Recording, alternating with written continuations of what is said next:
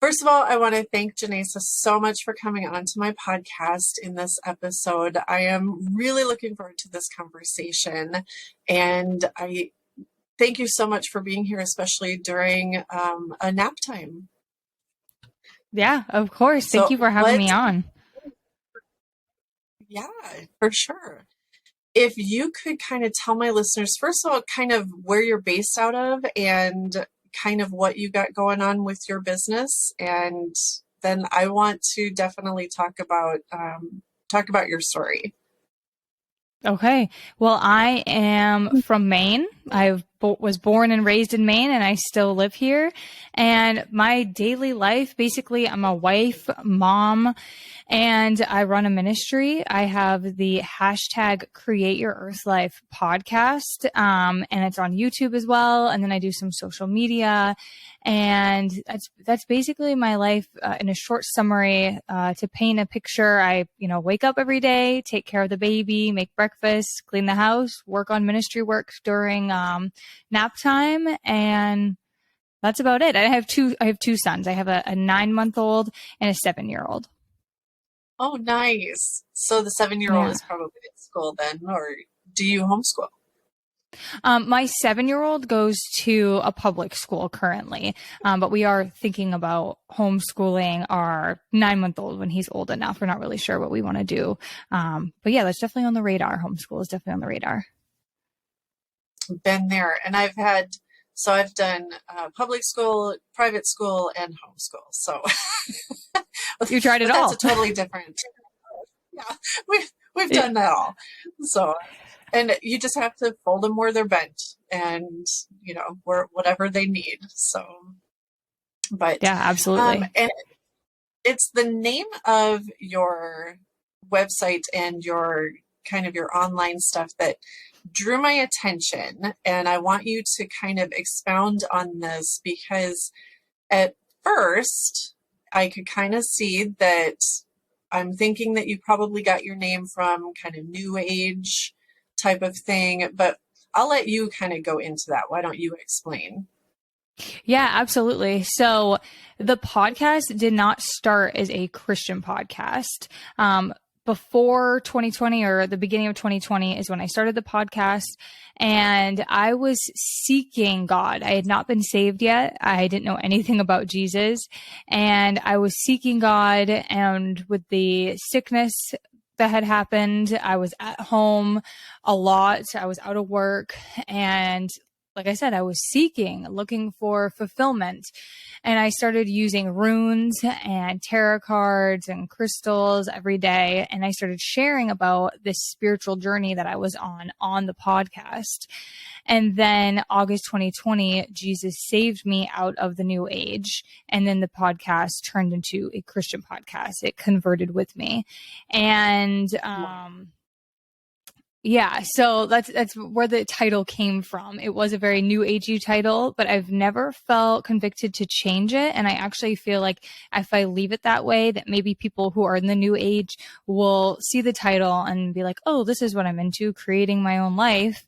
And then they might get some biblical wisdom and get close to Jesus, in the hopes of I would be able to plant seeds in people's minds and that God can grow them.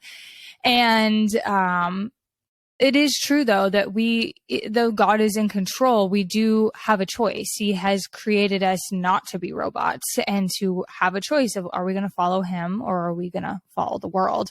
So we do have a little bit of a choice in how our life is created while we're here. But all in all, it is God's plan. And at any point, because you had this podcast, and I'm assuming you had a following based on what you had started the podcast on, did you kind of feel like, well, maybe I should not do a podcast, because now I've changed everything? I mean, God does different things, but did you ever kind of think, well, maybe this isn't what I'm supposed to do? Or did you kind of feel like naturally, like you said, it kind of evolved with you? Yeah, it just naturally evolved with me. I never thought about not having it. The only thing that I thought about not having was my Instagram, my social media Instagram, my personal page. I had a lot of people on there, probably like 900 people that were not friends or family of mine. They were just people on the internet that I did not have close connections with. And they were following me because my page was public and I was sharing, a lot of stuff. Towards the end of before I got saved by Jesus, I was kind of, I guess you guys, I don't want to say promiscuous, but I posted things that were just not appropriate of my body. And I definitely posted spiritual stuff. I posted some poetry. I posted a lot of things that came from the new age, that was connected to the new age. And when I got saved, I know in the Bible it says that people are going to hate you. You're going to have enemies. But the first time I posted on my Instagram about Jesus and about being saved, I had a really bad feedback. Like a couple people were like, what are you talking about? Like no guy in the sky changed your life. Like you did it yourself and like Jesus isn't real. And I was definitely a little softer at the time and it definitely hit me. And I was like, oh my goodness. And so yeah, it was a little scary. And then I decided to make a business page on Instagram, which is what I use mostly. And then after I had my son recently, 9 months ago, I decided to delete everyone off my personal page that I did not know closely because I just didn't want a bunch of strangers seeing my children. My point of views have changed and I've started to understand how the world is cursed and, we need to protect our children and our families. And I can't have my personal page out there like that, but I can have a business page. And I don't want to go too far down a rabbit hole, but how did your husband react? Like, is he a Christian or is, how did that relationship kind of go? So that is actually part of my testimony, and it's pretty interesting. I think it's pretty interesting, kind of funny. So I met my husband August 2020, 1 week after I got saved, and I was also pregnant with twins. I was a surrogate mother. I was pregnant with twins and I was in my 8th month, 8th month of pregnancy. So I was like huge.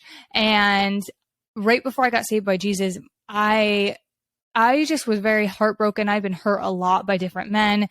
And I just had this belief that love was not real. And I was like, the only love that there is between a parent and a child. That is it. I'm not dating. I'm so done with all this. Like, I'm so upset. And I really felt my heart break. And I was also doing Reiki on myself. And I remember reaching out to someone who was like a Reiki master. And they're like, yeah, I said, I don't feel like the Reiki's working. Like, what should I do? And their advice was, well, just keep doing the Reiki. Like, it'll eventually work.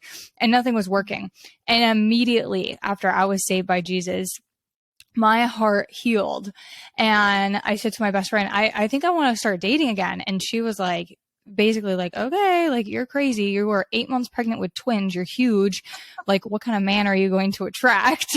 And there was like a bunch of guys I went on Hinge. It's an app, a dating app. And there was a bunch of guys I talked to, but you could tell they weren't paying attention. They're like, oh, you want to go get tequila and tacos? And I'm like, I'm 8 months pregnant. No, I don't want to do that.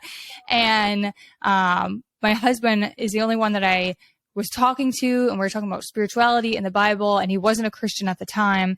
And then we went on a date and we just kind of knew, like, we dated, we went on like 3 dates, and he says by the 3rd date, he like basically knew that he was like going to love me and that that things were different with us. And then 6 months later, we picked out a ring, and then, 2 months later after that, so about 8 months into the relationship, we got married. Nice. I love that. That's so sweet. And testimony, like, where were you when Jesus found you? So I was actually in bed and I was scrolling social media, specifically Facebook, and it was like midnight, and I just, that bad habit of scrolling your phone before bed or while you're in bed.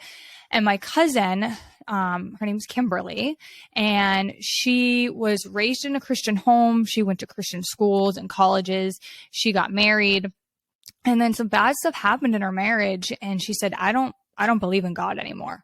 And she started doing witchcraft. She started drinking. She started, like, anytime she didn't have her kids, she was doing something to give herself pleasure and make herself feel better. And she was very depressed and suicidal and just really, and just totally put God to the side. And her family is all Christian, and they were worried about her, and she wouldn't listen to them at all.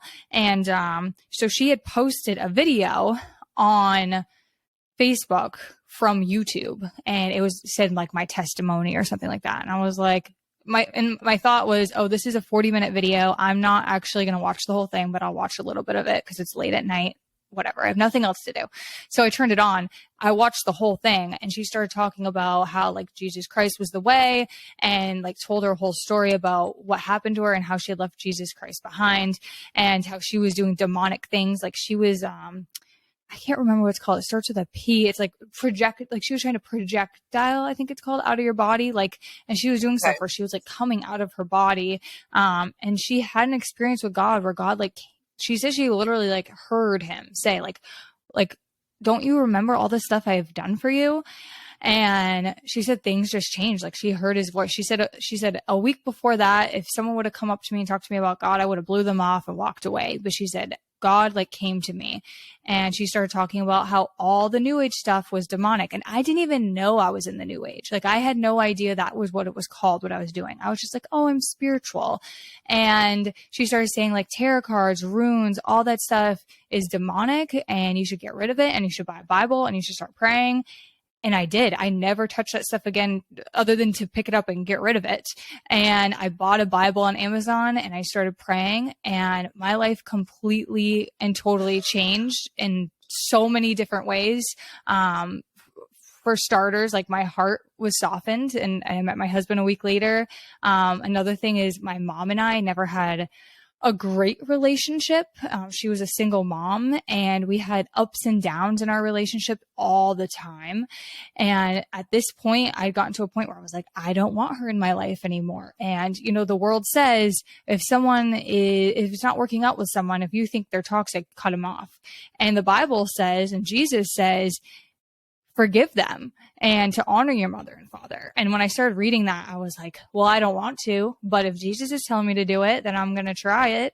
And I started praying every day, asking Jesus, like, please help me forgive my mom. Please help me, like, honor her. Please, like, please, please, please. And I started reading the scripture every single day that said this information.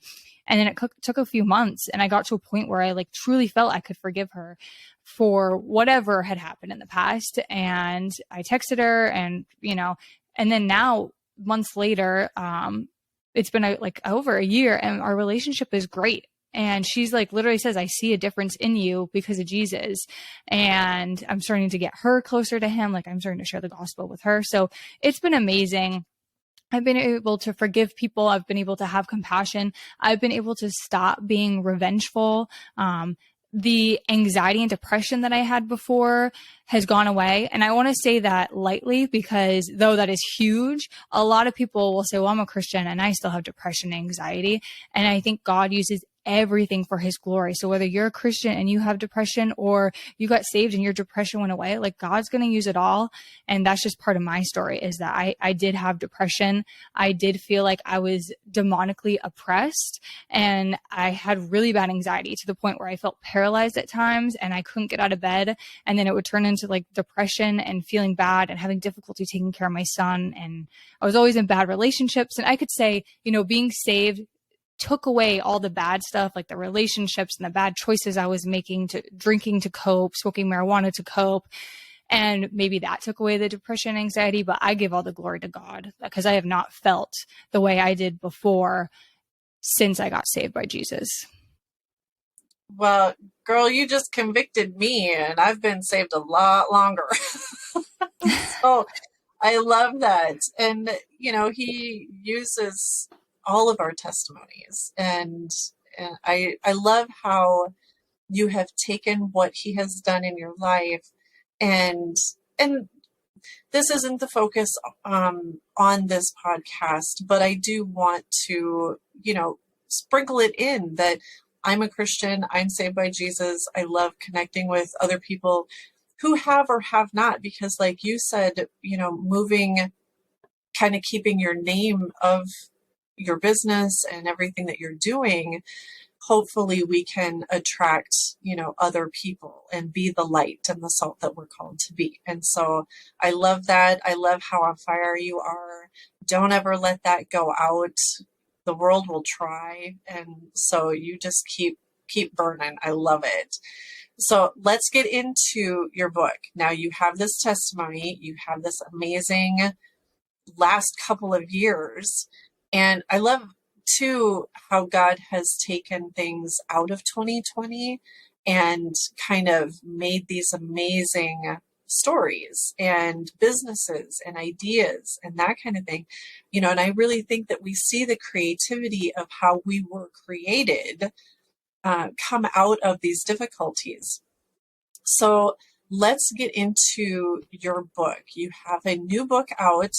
Now, is this an ebook or can people purchase like a hardcover or paperback as well? It's just an ebook, but they can print it off once they receive it in their email. Sure. Okay. And so this is called Faith-Based Entrepreneurship. And there it says in the title, ebook, Beginner's Guide to the Online Business World, which that's what I do want to, bring into this, talking to other parents, especially people who are trying to raise little people and do an online business. It's not easy. It's not going to be easy, but it can be rewarding. And so on some of your, so in your list of some of the things that are in your book, how to put God first in your business, exploring niches, all of the details of starting a blog, with web hosting, WordPress theme, plugins and monetization, how to start and run a podcast, and how to create and grow on your YouTube. And I know you're kind of busy on YouTube and with your podcast. So, I mean, that's kind of with a 9-month-old, especially. Oh yeah. So where did this book come from? What's the story behind the book? So I've been working on the online space for the past about 3 years. I have my podcast, my YouTube, the social medias. I've tried many other things. But now that I am a mom of a young one, I can't spread myself too thin. So I need to have more of a focus. So right now my focus is the podcast platforms and YouTube. And then occasionally I go on social media. I try not to go on too much because I have found, social media can be very addicting. It can be a distraction and it can be an idol. But I do think it is a great tool. It's a great way to connect with people. I've met a lot of amazing people. I have internet friends, actual internet Christian friends who do a lot of the same stuff I do, who have podcasts and are entrepreneurs. So that's really cool. But I wanted to create this ebook because when I started my blog, I don't currently write on it right now, but putting the blog together was extremely hard. It took like 3 weeks and all my time during the day, for many days. And at the time I didn't have my youngest son. And so my other son, he goes to his dad's 50% of the time. And he also is in school. So okay. I had a lot of time to do all that, but it's so time consuming and there's so much to learn when you create a blog. And then the same thing with a podcast and the same thing with social media. There's so much information out there on different podcasts. You can listen to entrepreneur podcasts. You can listen to YouTube channels. There's so much information out there. But it's a lot. And if you don't have time, if you're working full time and you want to start an online business, it's going to be very time consuming. So I wanted to put everything I knew into one place. So when people buy this book, they can say, okay, this is where I can start. Like they can find clarity. They can learn how to put God first, because I believe God is the CEO of our business, and that we should always be praying and asking for guidance from him, and that we should only be doing this if God is calling you to be on the online space. And I think you can use a ministry online or a business online as part of the Great Commission of bringing people to Jesus, and planting those seeds and helping the kingdom grow. So those are all the reasons I created this ebook, is to help people get started immediately, to have the information right in front of them so they know what to do, where to go, and how to do things, and to be consistent so you have success. So where would you start? If you were to do it all again, where would you start? Oh man. That is a great question. And it's a hard question to answer, because I really do let God lead the way. And I started with the podcast, and I'd probably start with the podcast again. Mostly because I love the podcast. I love speaking. I love talking to other people. I love sharing information, through speaking. But you might not be someone who's listening might say, "Oh, I don't like speaking in front of people. I don't like to be on camera. I like to write." Then maybe they need to start with blogging. But first, of course, always pray. Or maybe they like to create like digital images. Then maybe they need to start on social media. So those are like things that you can look at in this ebook and figure out like, what are my skills? What do I like? What would work best for me? No, and that's a good point. Now, when you were talking about how your blog took you 3 weeks, were you building a website as well, kind of around it? Or did you go to like a DIY website? Like, how did you start that? I use a website host called Bluehost, and basically you have to find the word is not coming to me, but you need to find like your design for the website. You need to put together like, what do you want on there? Do you want an intro? Where do you want it on the website? Like there's so much information and stuff that you could put on that website, but then you have to figure out where to put it. And after a few weeks of doing everything on my own, I did end up having to call them and say like, here is a list. I had like a list of questions that I could not figure out. So I have a lot of that information in the ebook, because it is things that, some of the things other people might be able to figure out on their own, but some of them, there's just a lot of questions. A lot goes into creating a website and getting your blog up.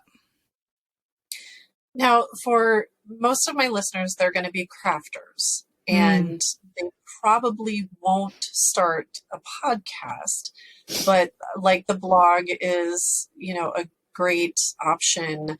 I can see, doing more reels, on video. Is it Twitch? I think is the app that you can kind of do like a live. I know a lot of gamers use it, but I also know a lot of crafters use it too, to kind of show their process.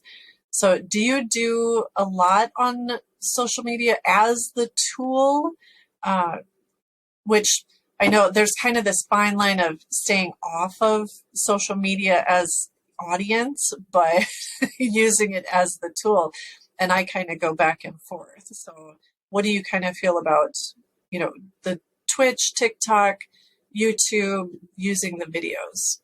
So I've found, I really like YouTube for podcasting. I think that's just a great platform, and I really like shorts. So they're kind of like reels, and because a lot more people see your shorts, and people's attention spans are pretty short nowadays anyways. So people really enjoy that. So I personally, my goal is to grow my podcast. So growing my podcast, it is known that it's easier to convert someone to go to your podcast when they hear you on someone else's podcast, as it is, then it's less easy to convert someone from Instagram to your podcast, because they're already on the site. So they're on Instagram, they're scrolling, they see a clip of your podcast, and they say, oh, that's interesting, and they keep going. Whereas when they're already on a podcast app and they hear you on a podcast, and if they are like, oh, that person sounds interesting, or they have something that I'd like, or I want to hear more of them, they're already on the podcast app. They're more likely to go to your podcast, subscribe, and listen to a few of your episodes. And that's the best way to grow your podcast. And then, of course, YouTube seems to be going well. I'm still figuring stuff out, but the key on YouTube is using the right keywords. Before you post something on YouTube, you look up what you're about to post, you look up and see what other people's titles are. And then when people watch that title of someone else's and say they have a lot of views, then your video could pop up after. I hope that makes sense. No, and that's yeah, with all the SEO, that's a great tip. So are you going to be doing any courses out of your ebook? Have you thought about doing any of those? I'm not sure. Like, I've thought about coaching. I would like to do one-on-one coaching at some point. And I love to help people, and I want to help people learn new things and be successful online. But, I have a 9-month-old, so time is short. Yeah. Yeah, being a parent is definitely, you have to work around that. Mm-hmm. So yeah, we have 6 and 4 at home. So, but none of them are little people. They can all feed and take care of themselves. So yeah, I don't have to worry about that. Yeah. But so what is next on your agenda? We're going to push the book, but what are we looking at next? Kind of waiting on that.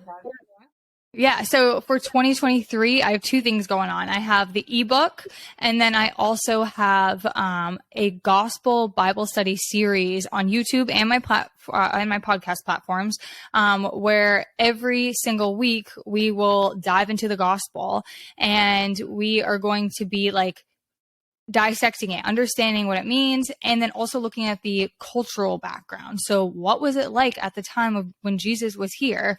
And just like paint a picture so people have an understanding. And of course, always rely on the Holy Spirit. But yeah, I just really want to help people get closer to Jesus. I think the most important thing that there is to share the gospel. And yeah, that's what I want to focus on. And when is that planning on coming out? The first Monday in January. Sorry, what? I might have to have you on again. Oh, that's coming out in January. Mm-hmm. Yeah. Oh, wow. You are a busy girl. Yeah, I use all my time. I try to use all my time wisely. I am pretty busy. Now, kind of going back to the podcast, I like how you pointed out that you can definitely connect people through podcasting. Mm-hmm. And maybe that is something that crafters need to consider. You don't have to do long, episodes, and you can just do shorties and doing videos of what you do, how you do it, that kind of thing. That's actually not a bad idea. Now, what platform do you like to put your podcast on? I mean, other than promoting it on YouTube, where do you host it? So I have YouTube. I try to do every single platform that there is. So iHeartRadio, Spotify, iTunes, every single one. There's multiple RSS feeds where they will tell you, they have like their own blog, and then they'll tell you like, have you subscribed to all these different platforms? And I've signed up, I think, for every single one. So I think that's important because people listen to so many different platforms. Yeah, and that's absolutely true. And they're usually on their phone when they do it. Do you put it in Anchor, or do you put it in Buzzsprout? Or do you use something different? Oh, I actually use it's just called RSS. That's all it's called. I do pay $10 a month for it. So I had been thinking about switching to one that's free.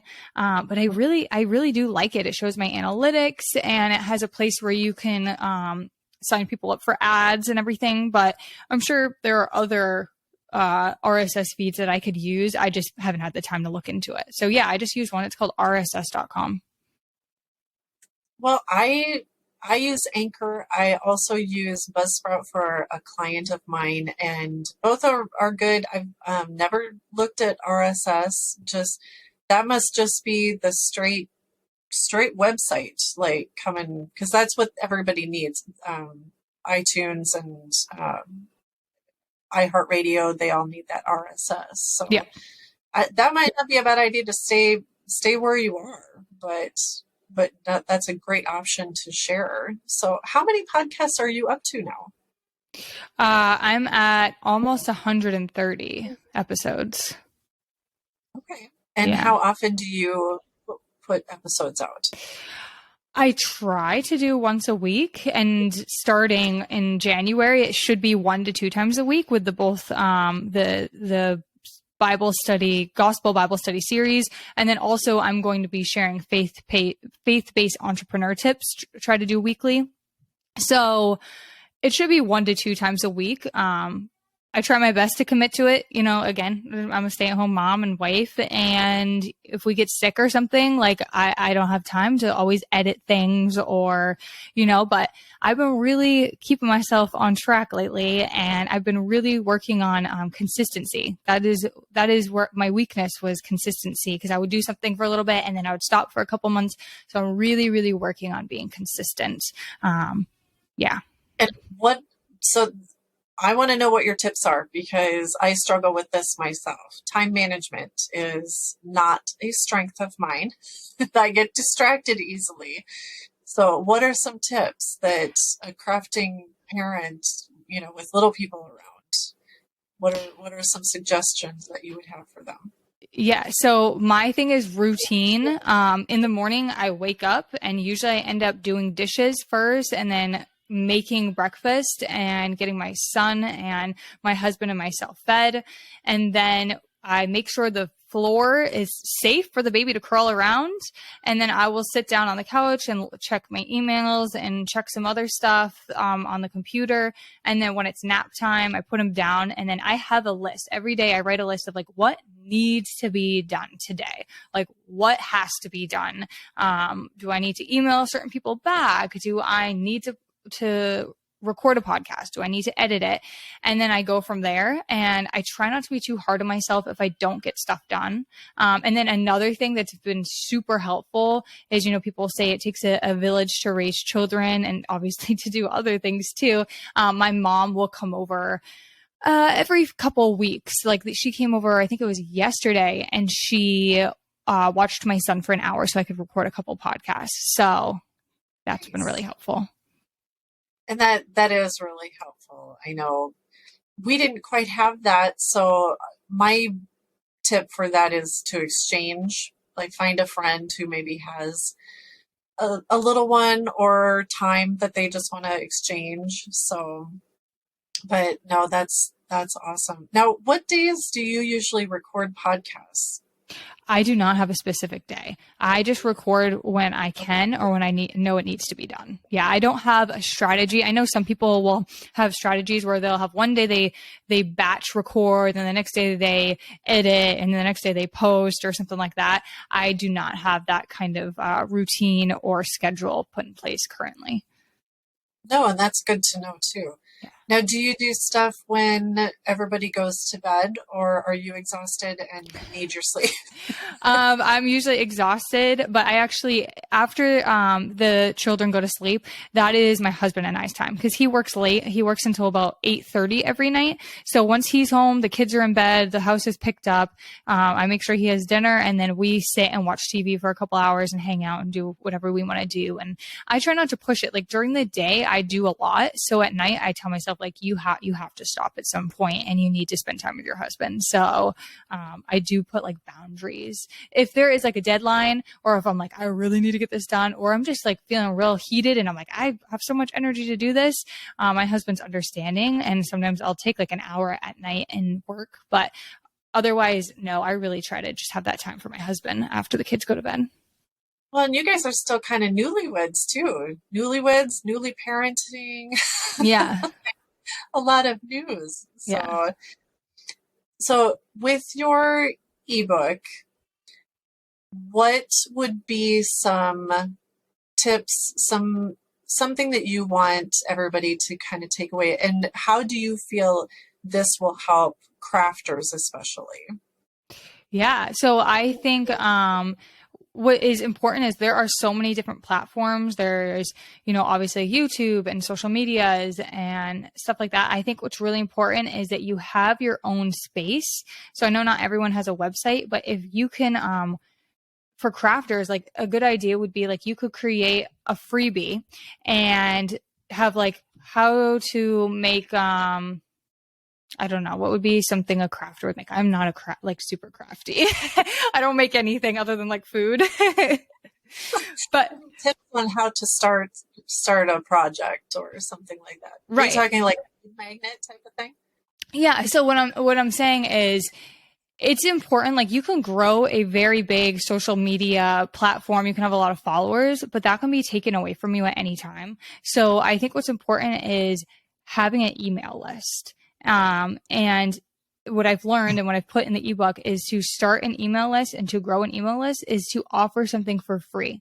So you could offer like tips to creating, something like give information about how to craft something that other people will want. And, to get that, you just put your email in and then it'll be sent to you. And then you start growing your email list. So if you are taken off any platform, you have all these people's emails and you can send them emails and say, hey, just checking in with you. Just want to let you know I have this new craft that I've created that I'm selling now on Etsy or whatever. Check it out. It's 20% off, and I've heard a lot of people, they have good results on selling through their emails.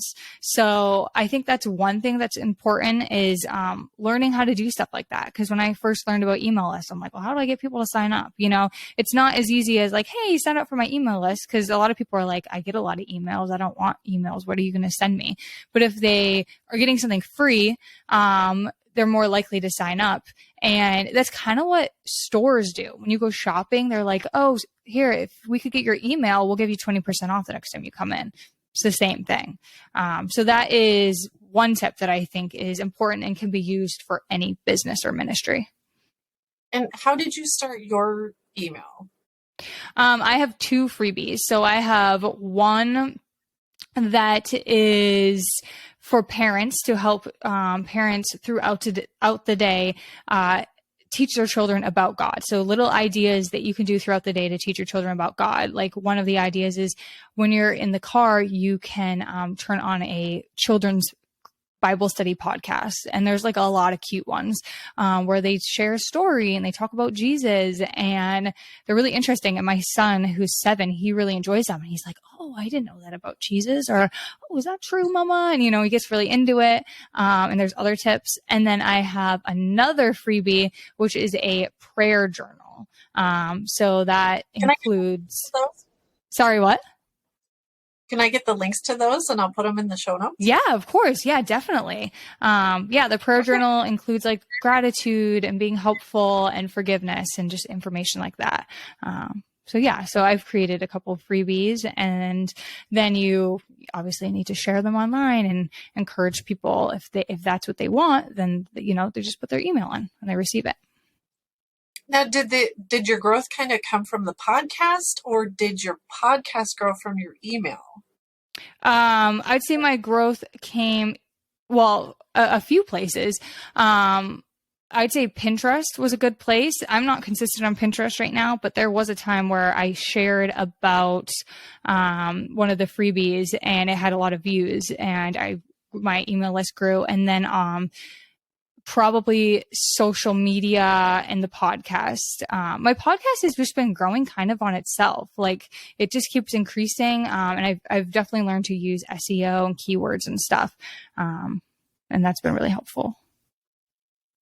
Well, I will be anxious to read that part in your book. So, yeah. Any final thoughts, my dear? This has been an awesome chat, and I don't want to keep you any longer because I know nap time is going to end too soon. Yeah. But do you have any final thoughts for a crafty entrepreneur? I just think my final thought would be just keep doing it. If you feel God has called you to be a crafty entrepreneur, and, you know, even if things aren't going perfect right now, if God has called you to it, then he has a plan for you, and he's going to make things work, because he can make the impossible possible. And there are a couple things that we look at in the world. We look at other people and we say, oh, wow, they grew really fast and they're selling a lot. And that could do two things to us. One, that could upset us and think that we're not good enough. Or two, that can give us hope and say, hey, they did it. God made that happen for them. He can make it happen for me. And then another thing is statistics. Statistically, when you look it up, it takes 3 years for you to start earning money as an entrepreneur. And that could be like, oh, that's so long, or that could be like giving you hope. But all in all, that information said, it is God's plan. And if God wants it to happen, he's going to make it happen. And if he's called you there and he hasn't stopped you, then keep going at it. Be consistent. Yeah. And another thing I learned recently that could give people hope is that for someone to buy a product, they need to see it 7 times. So don't be afraid to post about your products over and over and over and over again, because some of those people might not have seen it. But you get doubt in your head, like, oh, I'm being annoying. They already saw it, but they might not have. So just be consistent, get out there, get out of your comfort zone, and just know it's God's plan. I love it. Great nuggets. I love that thought. So I appreciate you taking the time so much, Jenasa. I hope you get a little bit more time before nap time ends to just kind of have a cup of, do you drink coffee? I do. Go have a cup of coffee. And of course, I guess on the East Coast, you're looking at lunch, aren't you? So, yeah. But, all right. Well, I appreciate it. Thank you so much. And I will definitely be having you back on again. And so you can tell me how successful this book was. Yeah. Awesome. Well, thank you so much, Cammie. And I hope you have a great day. Thank you. Bye. We'll talk soon.